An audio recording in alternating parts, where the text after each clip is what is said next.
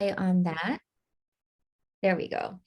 And before we get started, I have a couple fun kind of activities for everyone. So let me go to that. And I have a link that I'm going to share. And I'm going to copy the link. I'm going to put it in the chat for those of you who are already joining us. And I just want to say hello to everyone. You can go to this link, and for Anna, Erica, Jamie, Jennifer, Joanna, Jewel, Karen, Katan, Lance, LD, Linda, Shanette, Sherry, Ori, Bia, Wendy, and I think I got everyone. Even if I said your name wrong, I apologize. Welcome. And you can go to the link that I put there in the chat. Oops, I put it to the panelists. So let me go ahead and put it again. And once you go to that link, I'm going to go ahead and share it on the screen as well. So let me work on this. Okay, let's share my screen here. So we get to see where everybody's chiming in from. So where are you joining us from today, or where do you live? So this is always interesting to me, Rachel, because I once got this, this person who was very, very gently prodding me to have a different time, you know, because it's never a good time for everyone, but it was like 1 o'clock in the morning, their time. They said, why are you is this a mistake? And they were watching from or listening in from the UK. And so I just let them know, like, hey, I'm on the Pacific coast of the US. So this is just the middle of the day for me. There's no convenient time for the whole world, but hopefully you can still join us. And so we usually do have quite a few people who are joining us. So we got Surrey, BC, Midland, Michigan, my home in Silver Spring, Maryland, Wisconsin, Seattle, Washington, Los Angeles, California, South Central, Fort Totten, DC, Viroqua, Wisconsin, Oshawa, Ontario, and Philadelphia, Pennsylvania. Wow. And we've got, let's see, yes. And I'll put that again in the chat, just because I know some people didn't get to see it because they're just chiming on. So if you see the link, so there are a whole bunch of people who just joined us. So hello, Alexandra, Amanda, Anna, Cynthia, Amelia, Erica, Jamie, Jennifer, Joanna, Jewel, Karen, Karami, Katan, Lance, Latasha, LD, Linda, Maria, Michelle, Nicole, Niakel, Shanette, Sherry, Oribia, and Wendy.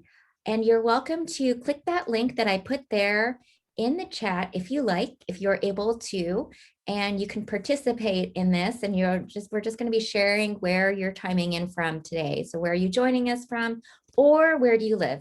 And you can enter it twice if you want. So if that's 2 different places, that's fine. Oh, wow. We have New Zealand in the house today. Wellington, New Zealand. I love New Zealand. Again, I've traveled all over New Zealand. It was one of my favorite places to go to. I stayed in Queenstown because I'm a snowboarder. So I stayed there for about 5 months, but I traveled all over the South Island and the North Island. Love it.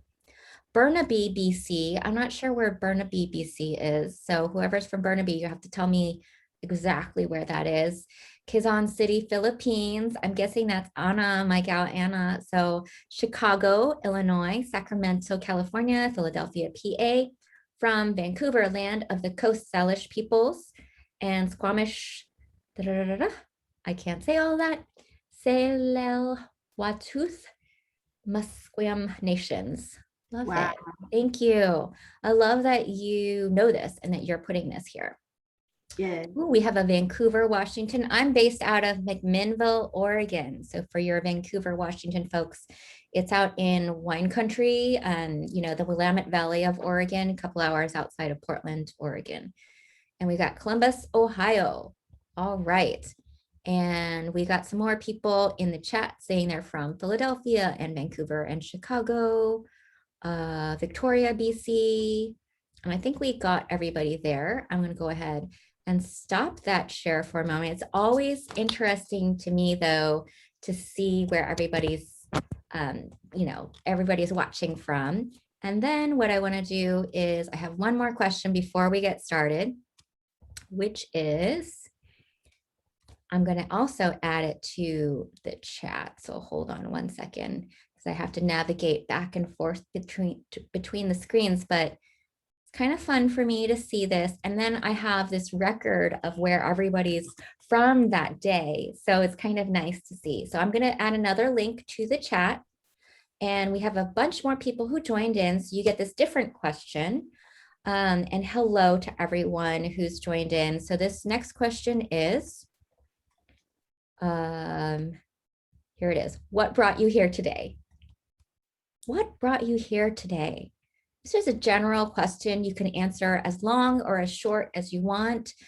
Maybe it was the topic, maybe, who knows what. So if you go to the chat, there is a link there and you can answer if you like, but we'd love to hear from you. What brought you here today? All right, so I'm always curious about intersectionality and how folks identify. The more we learn, the more we grow. Well said. Belonging, connection, learning, friendship, community. Wonderful. To continue learning to ensure that we have a respectful, diverse, and inclusive environment. Beautiful. I don't know how to speak about intersectionality. Wow. Great. I want to grow as a person and learn more. Me too. Support and to learn. We love supporting and we love learning. That's right. That's a great reason to be here. All right, so let's see. I am a social service worker student, and I want to learn more about identity and intersectionality. Thank you. So important. That's what we're here for. I wouldn't put this together if I didn't think it was important too. So I'm so very excited. I can't even tell you. So I'm going to pause this now. So if you do see this, you're welcome to go ahead and keep adding what brought you here. I'm going to stop the share for a moment. And somebody else says self-betterment and finding my people. And then also the webinars topics that you present are always informational and a nice environment to learn in. Thank you. Thank you so much. And we've got 43 on so far. I know we have almost 200 signed up, Rachel. So who knows who's going to join in. A lot of people email me afterwards and they say, hey, I want the recording, I want the slides. So yes, Rachel shares the slides with me. I send it out to everybody who asks for it. So feel free to ask me. I'm going to send you my email here for the recording as well, if you need that. And I just ask you like, hey, this is for learning purposes, please. And this, obviously, Rachel's put a lot of work into this. So, this isn't for like resale or anything like that. This should be, for our learning, right? Okay. And I see in the Q&A, the question here, and that might be like why somebody has decided to be here. What brought you here? The question is, why is intersectionality important? So that's gonna be one of the first things we answer, I think. And then let's see, look here. Sorry, I need to catch up. Okay, Cynthia says, sorry, I need to catch up on bell hooks and James Baldwin, even though I took a global Black history course. All right. And I want to say something to that piece quickly. First things first, I'm a forever student. And I want to call it like a labor of love.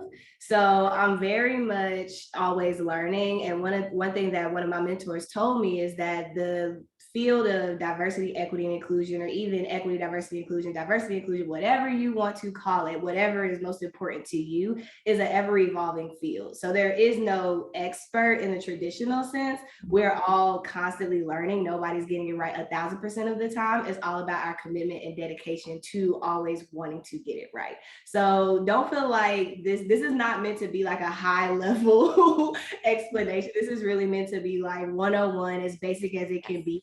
And as much as you all are looking forward to learning, I'm willing and looking forward to learning as well. So just want absolutely, well said. I love that. And let's see, I'm going to read a few more of these because we had some more answers to what brought you here today. So we also have, we thought it might be enlightening. They wanted to be part of a positive change and grow as a human. Somebody says, I came because I am trying to get more educated around the topic, and I'm the proud mother of a bi daughter and a non-binary queer child. Somebody else says, I'm reading a stack of other stuff related to that anyway. Somebody else says, I still need to read bell hooks. Okay, so this is great. And this takes me to who's here today. My guest speaker is Rachel Hicks. Rachel Hicks, and let's see, pronouns are they, them, and theirs, is a Black queer feminist who has curated and created a space called the Black Velvet Collective. Rachel is a graduate from the University of Memphis. They have been working in the DC nonprofit sector for 5 years and are currently organizing within their organization. They have hosted many panels such as the Millennials, Mentors, and Managers, and held conversations such as Mentors and Changemakers, a conversation with Amaya Smith, all their original content. They have been studying transformative race equity work and building their knowledge base around equity, diversity, and inclusion. So without further ado, I'm going to welcome you, Rachel, to the stage here. Feel free to share your screen, take us where you want to take us. We have your full attention, and I'm just so honored and excited to have you. Thank you so much, Molly. So I'm gonna go ahead and share my screen as soon. Okay, perfect. All righty. So you all can see my screen, correct? Perfect. So thank you so much for joining me and Molly today for this wonderful conversation called How Do You Identify the Intersection of Inclusion and Identity? So first, if you all signed up, it did say identity politics.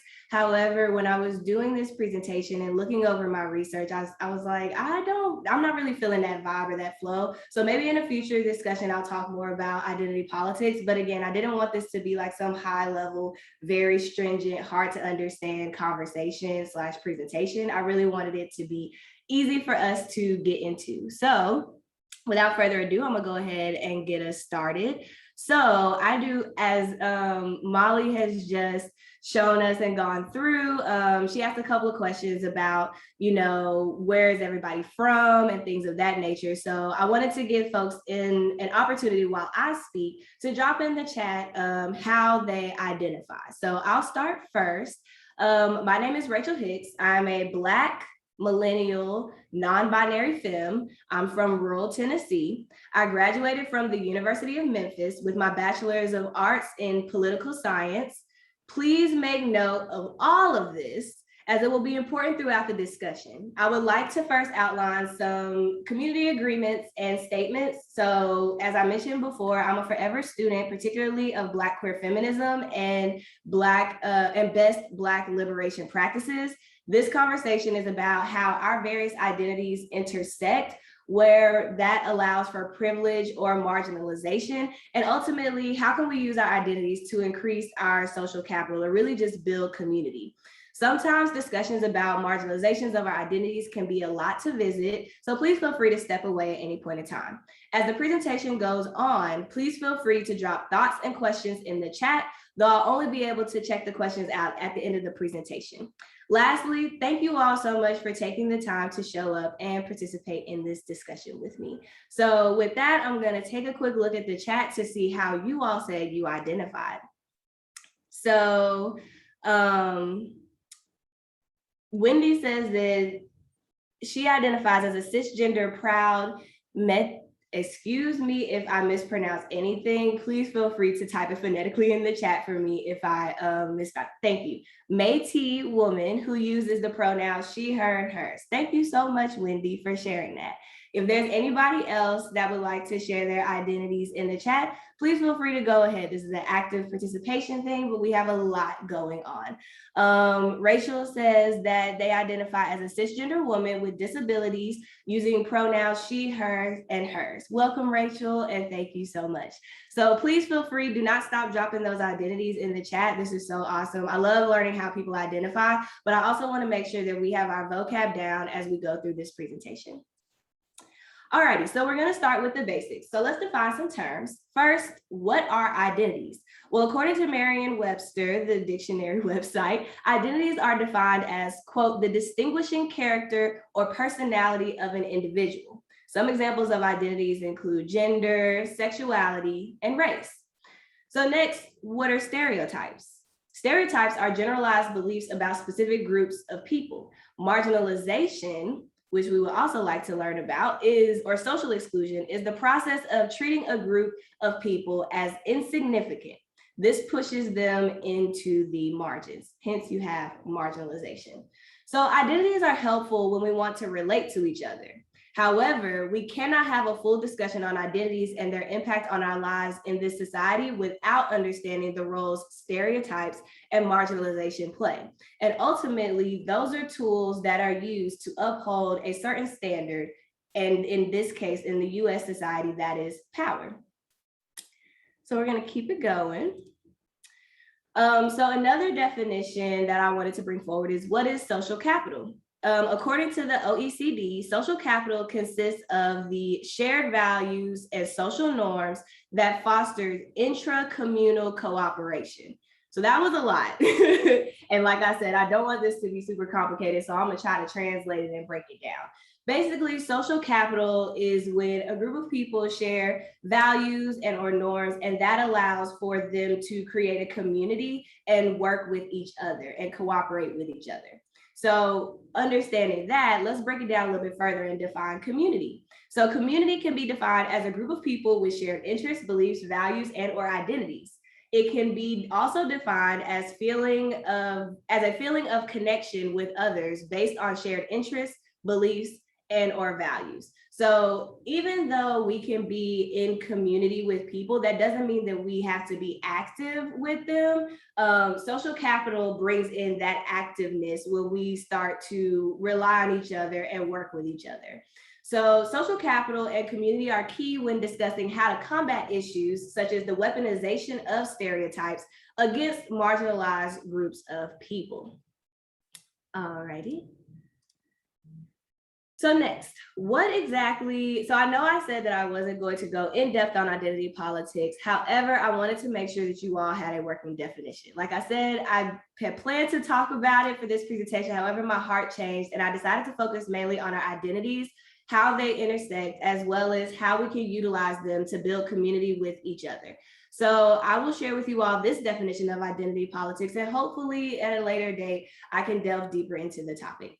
So identity politics is defined as a tendency for people of a particular religion, race, social background, etc., to form exclusive political alliances, moving away from traditional broad-based party politics. So I don't have any examples at the moment that I would like to delve deeply into, but I highly recommend everybody just take a look at how we've discussed identity politics, especially in 2020 and now 2021. There's been a shift in how we talk about identity politics to being a little bit more dismissive of them, when in reality they are quite important. One thing that I want to share that I want to make sure that everybody understands is that we don't all have to be homogenous. We all aren't homogenous, and we are diverse, and we can celebrate our differences without stereotyping and marginalizing and separating each other out. So I just wanted to make sure that I shared that with you all.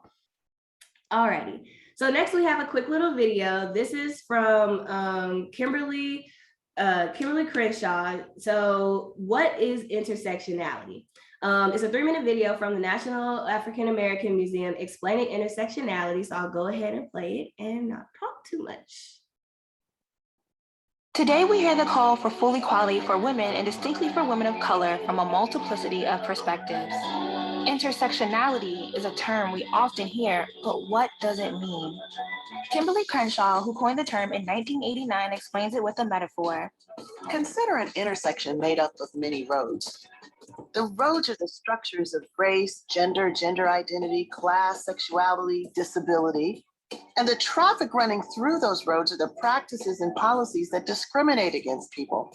Now, if an accident happens, it can be caused by cars traveling from any number of directions, and sometimes from all of them. So if a Black woman is harmed because she is in an intersection, her injury could result from discrimination from any or all directions. Intersectionality in all discussions of the rights of African American women today is built on the work of previous generations who have always been a part of the fight for full equality.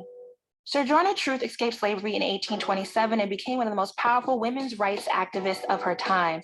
She emphasized her identity as both African American and woman in her famous Ain't I a Woman speech at the Women's Convention in 1851. In 1893, Anna Julia Cooper addressed the World Congress of Representative Women, saying, "The white woman could at least plead for her own emancipation. The Black woman, doubly enslaved, could but suffer and struggle and be silent." They demanded recognition of both the femaleness and Blackness of African American women in the struggle for political and social advancement. In 1951, the Sojourners for Truth put a call out to Negro women to convene in Washington, D.C. for a Sojourn for Truth and Justice. 132 women from 14 states responded. During the Sojourners' last Eastern Seaboard Conference, they discussed the organizational tenets of fighting against triple oppression facing working-class Black women of racism, sexism, and classism. Their efforts were a precursor to the Black freedom activism of the Black Power era and the Black feminist movement. Named for a raid led by Harriet Tubman, which freed more than 750 slaves, the Combahee River Collective was founded in 1974 by a group of self-identified queer Black feminists. Their Combahee River Collective statement was one of the earliest explorations of the intersection of multiple oppressions to include sexuality. They stated, "Our politics initially sprang from the shared belief that Black women are inherently valuable." The words and actions of these leaders continue to contribute to today's discussion around intersectionality, feminism, and civil rights that demand equality and inclusion for all.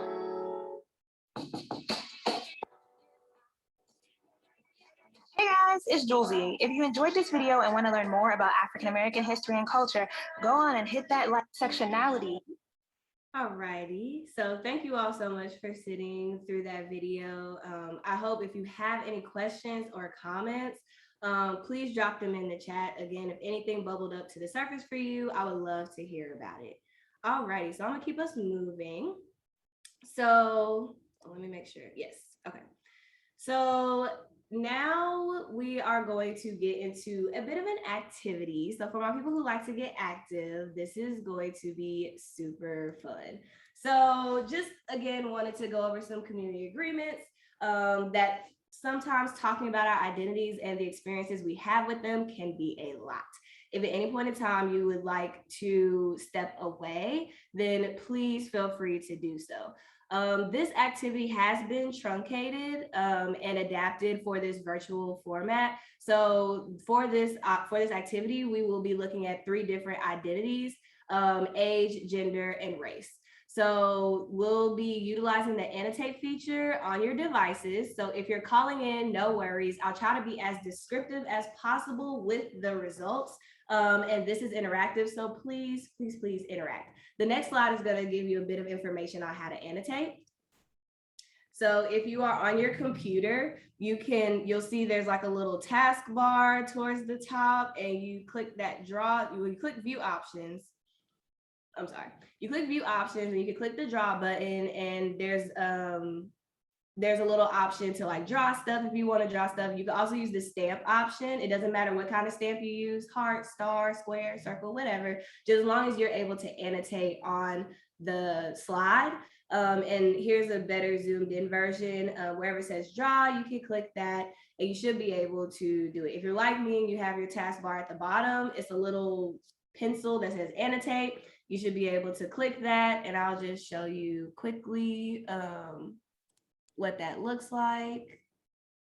I just drew an R on the slide. So that's how you annotate. And I'm going to clear that. or at least I thought I was going to. There we go. Okay.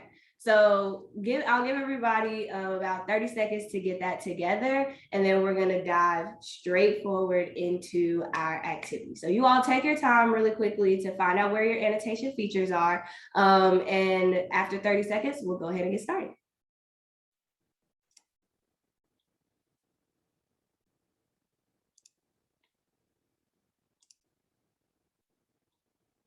Oh, I'm sorry. If you are on your phone, if you're calling in, you won't be able to annotate. But if you are on your phone on Zoom, there should be an option to annotate. I completely forgot where it is on the phone. But I know that if you go to view options, or if you hit like the 3 dots, there should be that option that will allow you to annotate. I'm so sorry that I don't have phone instructions, but hopefully that's helpful.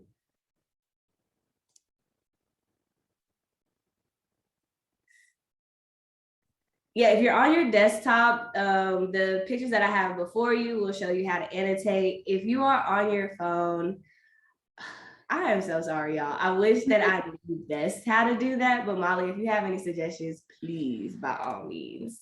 Well, I'm just wondering too, let's see, I have to make sure that I have the settings correct, which I have on the back end of Zoom. It looks like the settings are correct, but it sounds like some people aren't able to see it. Are some people able to see the annotate? I mean, I have it set so that it allows the hosts and participants to use the annotation tools. So that is true. And that's the setting that I have. I know I have the option to annotate as well, but you have it. Yeah, it looks like folks are saying that you don't see it. You don't see might it. not be able to because of the format, because of it being webinar format. The webinar format. Okay. Let me And that's see. okay. That's okay. I'll play this. We have a contingency. So if you all just don't mind dropping in the chat, you'll see what I'm talking about in a moment. I will annotate just to have annotations on here, but please, and Molly, feel free to annotate as well. But please drop your answer into the chat. So without further ado, we're gonna go ahead and get started. All right. So the part of my identity, so what'll happen is I'll ask you a question and you either type in age, gender, or race as the answer to the question. I'm sorry, as the completion of this sentence. So the part of my identity that I am most aware of on a daily basis is age, gender, or race. And let me go ahead and add my annotation.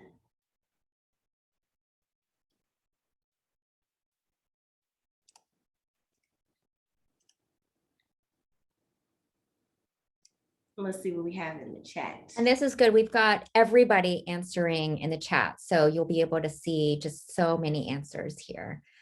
Yes. You want me to help just like read these off for you? And if you want to annotate, okay. So we've got Vanessa says race, Jeanette says race, Linda says age, Wendy says gender, Michelle says race, Rachel says gender, I said gender, Paula says race, Ketan says gender, Joanna says gender, Leslie has race, Amanda has gender, LO has gender, and AFPC says gender. Jennifer has gender, LD says gender, Amelia says race, Latasha says race, Yuri Bia says tie between gender and race, Lance says gender, William says age, Jamie says race, Cynthia says a little more race, Sherry says race and gender, Marilyn says age, Lance says race, Ardina says race, Elo says age when it's closer to my birthday. That's so true, huh? Niako says race, Patrick says race, Anna says age, Nicole says race, Roberta says race, Kirami says race, and I apologize for mispronouncing all the names. I know that, you know, I did my best. So looks what we have here. Yeah, so I want everybody to just take a moment to check this out.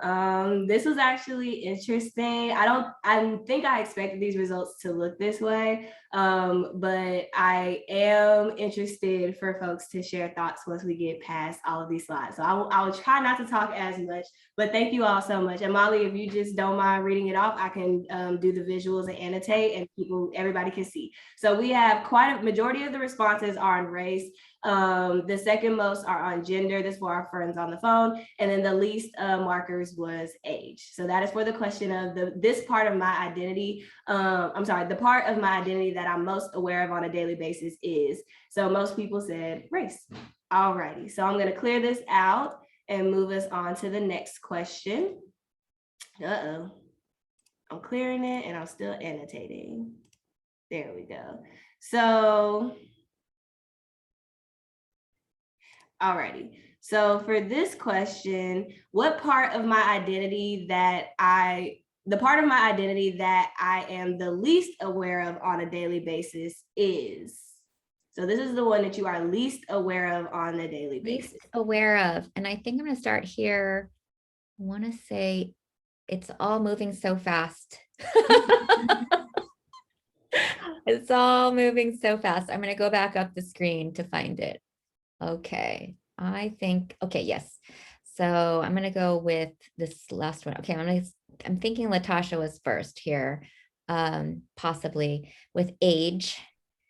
Jamie said age, Michelle said age, Linda said gender, Ketan said race, Rachel said age, Amelia said age, Paula said age, Yuri Bia said age, Wendy said race, Vanessa said age, Jennifer said age, Nicole said age, Patrick said gender, AFPC says race, Leslie says age, Amanda says age, Roberta says gender, Lance says age, Cynthia says age, Joanna says age, Elo says race, Jinda says gender, LD says age, William says gender, Sherry says age, Marilyn says gender, Erica says age, Anna says race, Miyako says age, Ardina says age, and I am so aware of all three of these. I'm going to go with none. Sorry, not really on any of those for today. Oh, wait, there's one more. Wendy said race. Okay.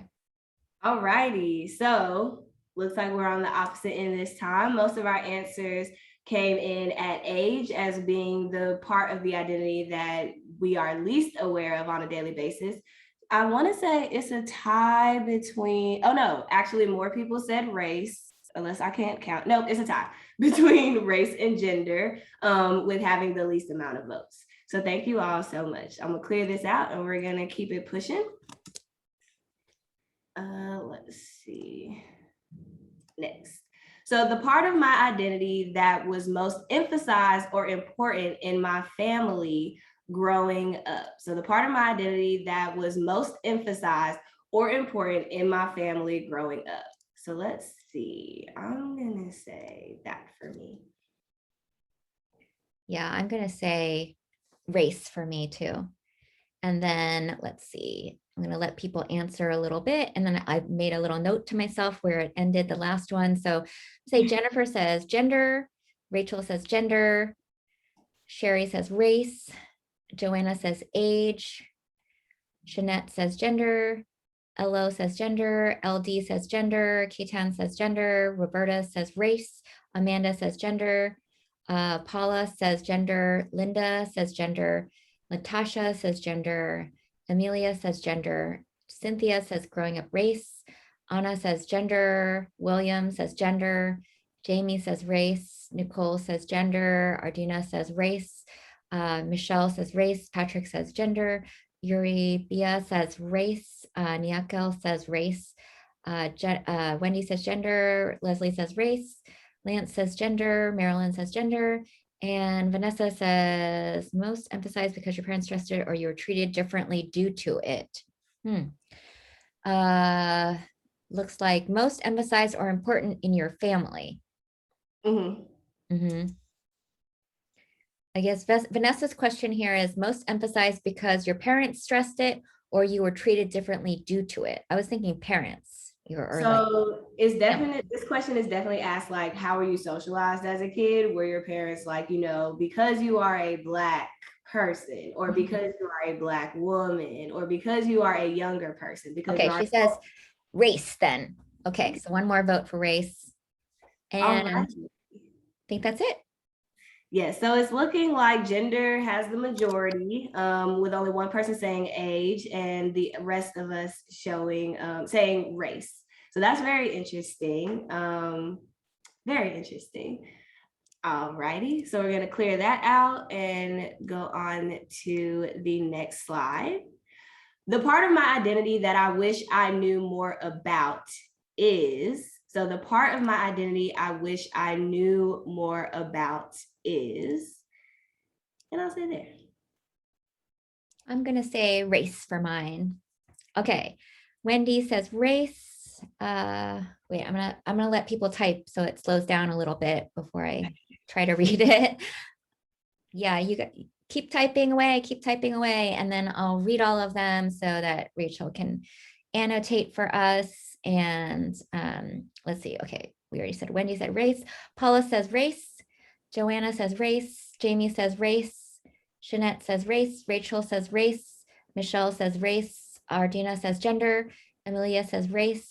Ketan says race. Cynthia says race. Lance says race. Patrick says race. William says race. Vanessa says age. Linda says gender. Elo says race. Amanda says race. Jennifer says race, but really ethnicity, heritage. Leslie says race. Sherry says race. Anna says race. Eurybia says gender. And Latasha says race.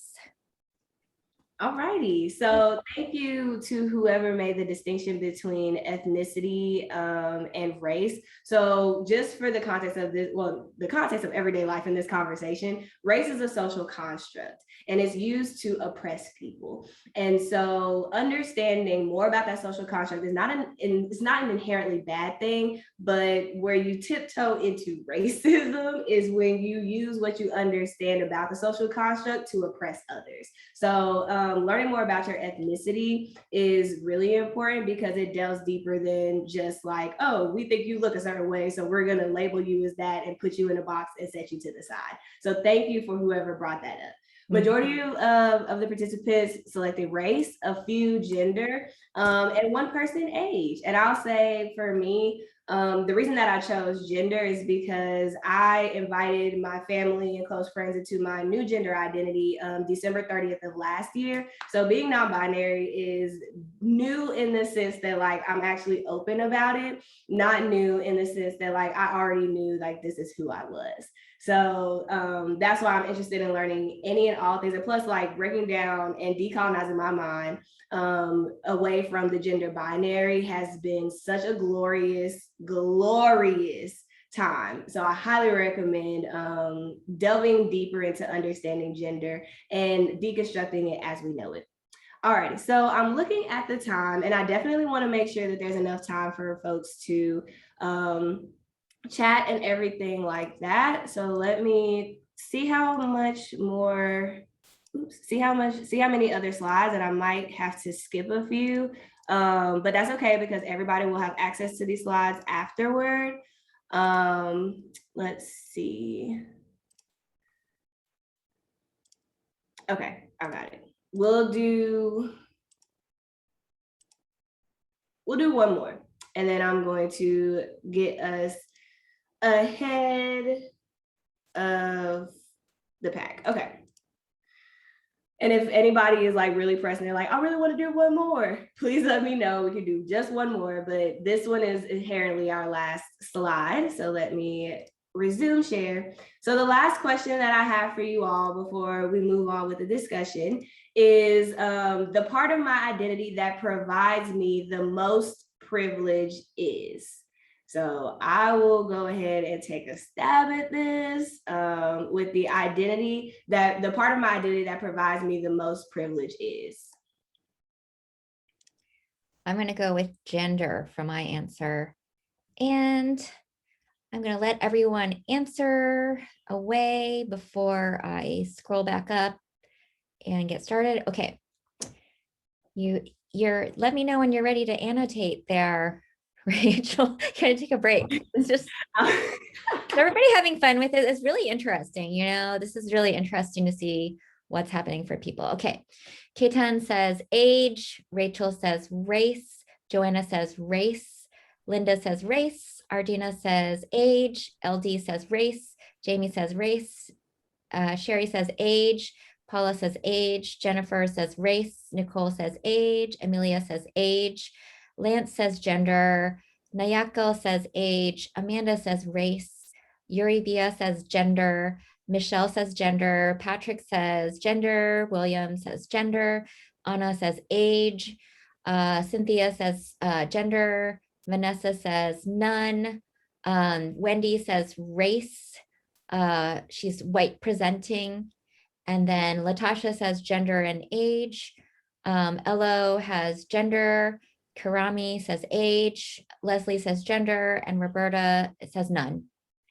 All righty. Thank you to those who said none. I was going to say that, but then I was like, no, I do experience privilege as a millennial, especially in this tech like heavy age. So I'm looking at the results. Most people said age, but it's pretty even across the board between age, gender, and race. So with that, I want to say thank you all so much for participating in this activity with me. Give me one moment to clear out all of the drawings as well as get us to our last slide. Alrighty, actually, I take that back. I'm gonna do one more because I feel like this is gonna really wrap it all up. So we talked about privilege, and the last question that I have for you all, I promise this is the last, but I just felt like I needed to ask this. The part of my identity that makes me feel discriminated against is? The part of my identity that makes me feel, I'll say most discriminated against is. Most, okay. Mm-hmm. And I'll go ahead and take a stab at annotating myself.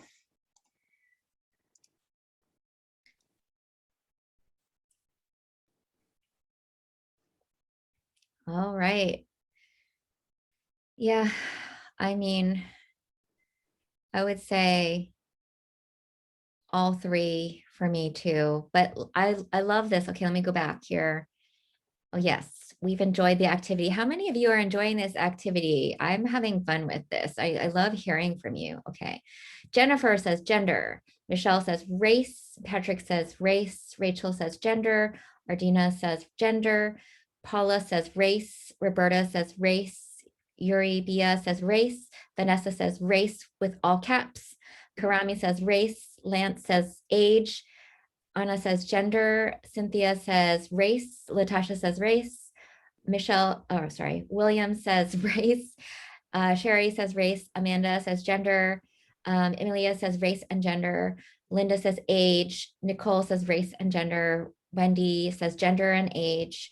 Kitan says race, but I feel like gender is just so common that I almost don't notice sometimes. Shanette says race. Jamie says gender and race. Karami says gender. Wendy says love the activity. Okay.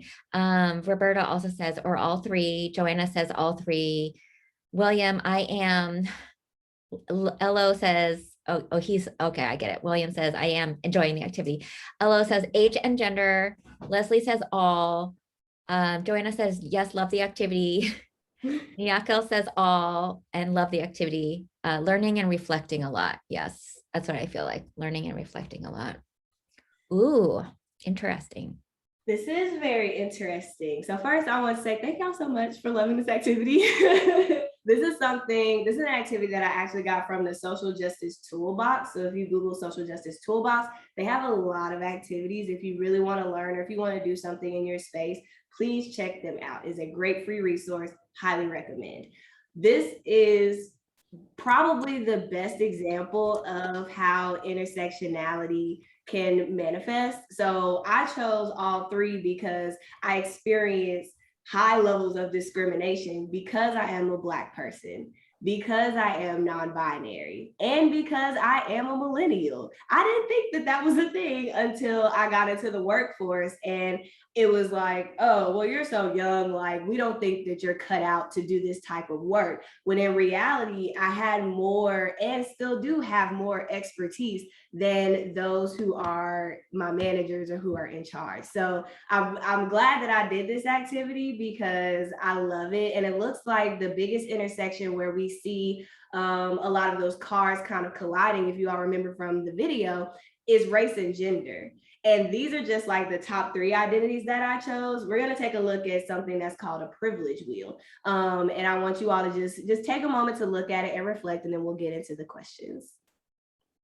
All right, let me clear all these drawings out and on to the next slide.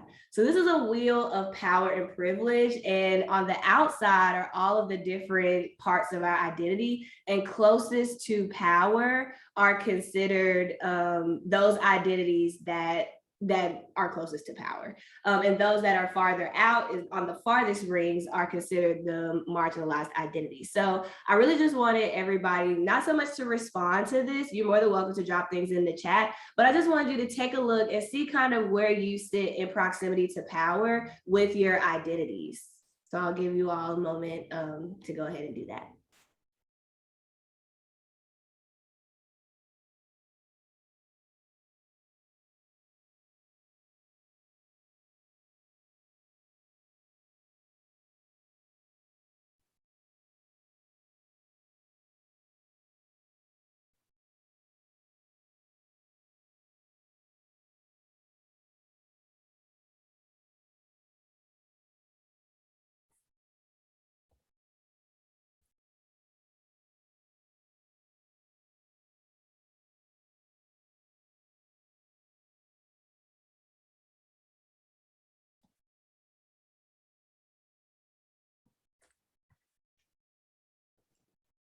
All righty, so I'll use myself, of course, as an example of where I sit. And looking at this wheel, when it comes to citizenship, being a citizen of the US puts me quite close to power. However, when it comes to skin color, I'm fairly darker skinned, so that puts me out in the margins. A couple of other identities that we didn't talk about, being able-bodied.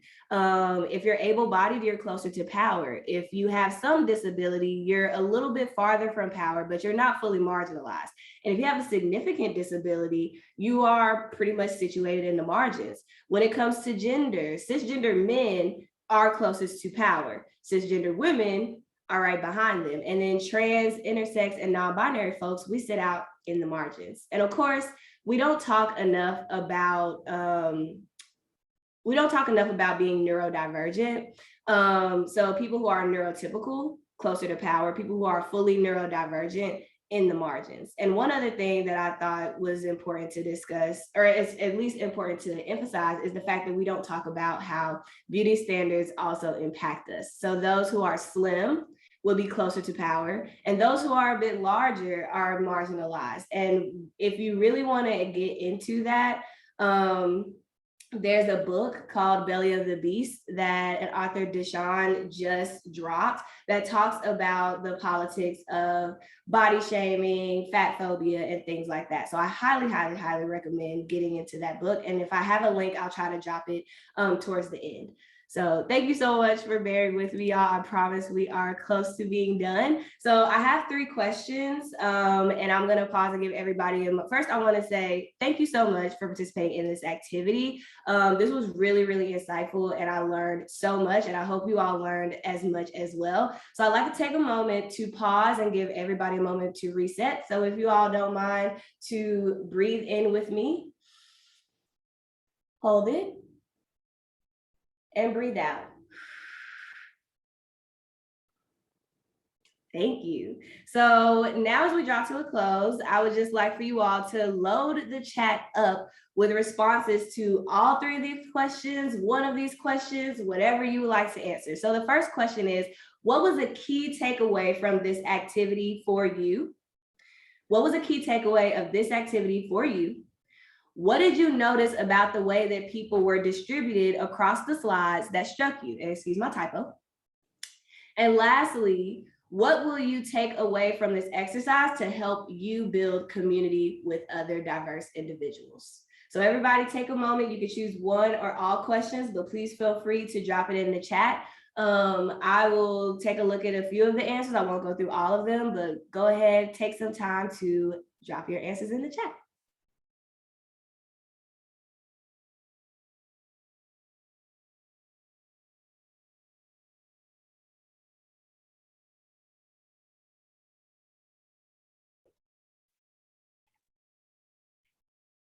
Sorry, mama, I don't have music to play. So great. The Wheel of Power. Yeah. You got a lot of comments about that Wheel of Power. It said, so interesting. Love this visual. Love the Wheel of Power. Very easy to see and understand. Love this. Never seen it before. I like this wheel too. I've never seen this before. The mental health one really stands out to me. The Wheel of Power definitely gave me new perspectives. So great. Let's see. Cynthia says, key takeaway was that while society was a little better for me in terms of gender and age, or getting better, race will still need to be addressed. I'll take the longer one because that's my dad. Okay. I was like, William has a few longer comments, so.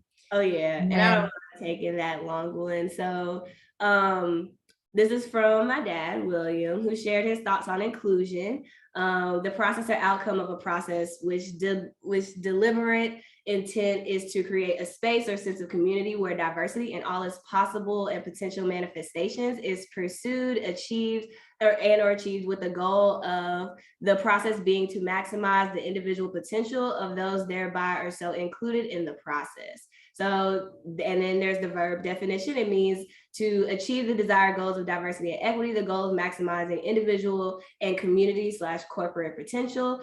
And of course, I'm glad to have your brain in overdrive, Daddy. Thank you so much. So this is really tight. I want to say y'all are really wonderful. Shanette says, I want to reach out to other marginalized communities and learn more and build a bond with them. That's super tight. Let's see. Cynthia says, what I take away from this exercise to build community is not decided yet, but I may help in corporate potential in managing people. Oh, that's also great. So when we think about building community, it's not just like your neighbors that you want to build community with.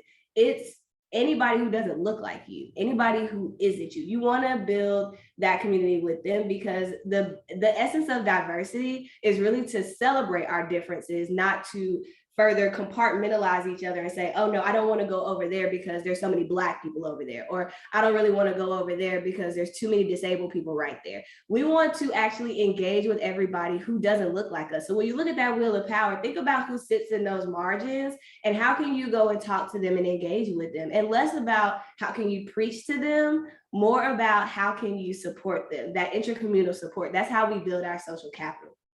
All righty, so melting pot Anglo conformity is gone definitely. We love to hear about it. So please continue dropping those thoughts in the chat. Again, keeping in mind with time, I want to keep going, and I know there's a couple of questions in the Q&A. So I would like to thank you all for participating in this event with me. It was so much fun. I literally don't want it to end. I would like to offer a quick list of resources that I will also drop in the chat. Well, I won't drop them in the chat because the presentation slides can be shared. So you'll have all of this information. But the intersectionality activities, like I said, I found in the Social Justice Toolbox. The Kimberly Crenshaw video is on YouTube, but also there's an article where Kimberly Crenshaw actually talks on intersectionality, and that's what's linked here. And then Diversity and Identity Toolkit. That is something that you can take to your groups and orgs and share with them if you're interested in diving deeper into diversity and identity. So if you're ever wondering what you can do to be more inclusive, you can say that you've taken a first step by learning so many defined terms. You've also taken another step by participating in the earlier activity. Another way you can further your inclusive journey is to expand your community. So one final anecdote I'll share is about my sibling, JT.